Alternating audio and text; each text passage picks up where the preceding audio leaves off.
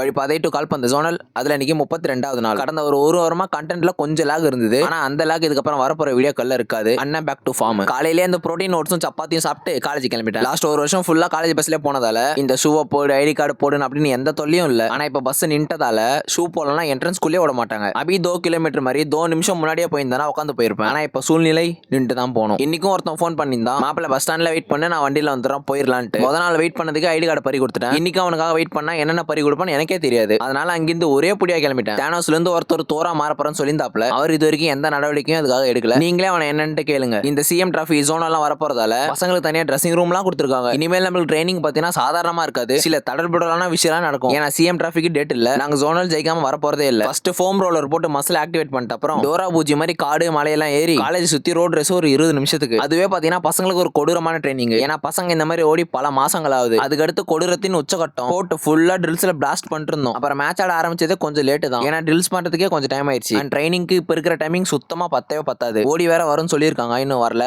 அது வந்தா தான் டீம் கொஞ்சம் மேனேஜ் பண்ண முடியும். அப்புறம் ட்ரைனிங் முடிச்சு ரோட்ல கிட்டு நடந்து போயிட்டே இருந்தேன். அந்த நேரம் பார்த்தா நம்ம தேனோஸா ஒரு டோலியை மீட் பண்ணிட்டு வராப்ல. அந்த குஷியிலே என்ன கூட்டு போய் பஸ் ஸ்டாண்ட்ல விட்டுறேன்னு சொன்னான். சரிப்பா வாயப்பா 10 ரூபா மிச்சம்ட்டு அவன் சொல்ற கதைக்கெல்லாம் போட்டுனே கூட உட்காந்து வந்துட்டேன். அவ்வளவுதான், வேற என்ன விட்டா நீங்களும் போட்டுனே கேட்பீங்க போல. நாளைக்கு பார்க்கலாம். தொடர்பில் இருக்கோம்.